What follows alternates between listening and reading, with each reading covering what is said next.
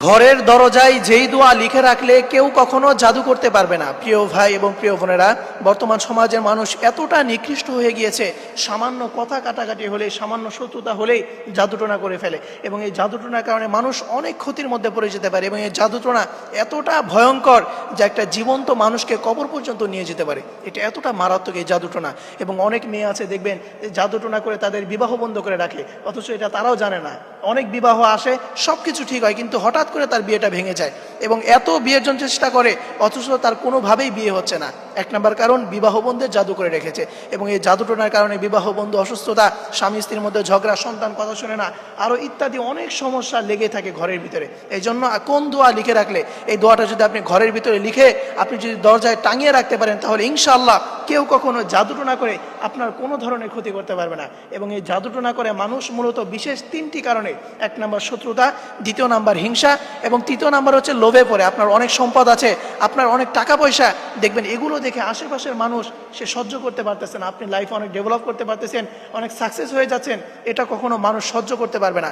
যার কারণে আপনার সে উপর জাদুটোনা করে, আপনার উপর কুফরি কালাম করে আপনাকে একদম শেষ করে দিবে এবং আপনাকে মৃত্যু পর্যন্ত নিয়ে যেতে পারে, যাতে আপনার সকল সম্পদ সে হাতিয়ে নিতে পারে, সকল সম্পদ যেন সে ভোগ করতে পারে। এই ধরনের অনেক কাজ করে।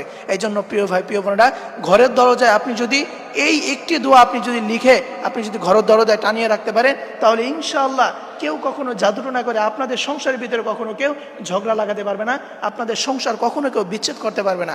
এবং কি কি লক্ষণ দেখলে বুঝবেন আপনার উপর জাদু করা হয়েছে? এক নাম্বার, স্বামী স্ত্রীর মধ্যে কোনো কারণ ছাড়াই ঝগড়া। এই ধরনের সমস্যা অনেক পরিবারের মধ্যে রয়েছে, যে স্বামী স্ত্রীর মধ্যে শুধু শুধু ঝগড়া। একটা ভালো কথা বললেও ঝগড়া লাগে আর খারাপ কথা বললেও ঝগড়া লাগে, মানে কোনো কারণ ছাড়া, যেই ঝগড়ার কোনো কারণ নাই। এর এক নাম্বার সমস্যা হচ্ছে যে আপনাদের সংসারের ভিতরে সংসার বিচ্ছেদের জাদু করা হয়েছে। এবং দ্বিতীয় নাম্বার হচ্ছে মাথা ব্যথা, সবসময় কেমন যেন মাথা ভার হয়ে থাকে এবং মাথা হালকা চিনচিন করে ব্যথা করে। এই ধরনের সমস্যা যদি থাকে, তাহলে মনে করবেন যে আপনার উপর জাদু করা হয়েছে। এবং তৃতীয় নাম্বারে, নামাজ রোজা কোনো ইবাদতেই মজা লাগে না। আপনি নামাজ পড়তেছেন কিন্তু নামাজের ভিতরে কোনো মজা পাচ্ছেন না। আপনি ইবাদত করতেছেন, রোজা রাখতেছেন, অথচ কোনো কিছুর ভিতরে আপনার কোনো মজা পাচ্ছেন না। এই ধরনের সমস্যা যদি হয়, এক নাম্বার হচ্ছে আপনার যদি স্বামী স্ত্রীর মধ্যে ঝগড়া হয় কারণ ছাড়া, এবং দ্বিতীয় নাম্বার মাথা ব্যথা, এবং তৃতীয় নাম্বার কোনো ইবাদতে মজা না পাওয়া। এই তিনটি সমস্যা, এই তিনটি লক্ষণ যদি নিজের মধ্যে দেখতে পান, তাহলে মনে করবেন যে আপনার সংসারের উপর জাদু করা হয়েছে। এই জন্য প্রিয় ভাই, প্রিয় বোনেরা, যেই দোয়াটা ঘরের দরজায় লিখে রাখলে কেউ কখনো আপনাদের সংসারের ভিতরে কখনো জাদুটোনা করতে পারবে না। আপনি সর্বপ্রথম আয়াতুল কুরসি লিখবেন, একটা কাগজের ভিতরে আপনি আয়াতুল কুরসি লিখবেন। এরপরে আপনি সূরা ফালাক এবং সূরা নাস আপনি লিখবেন।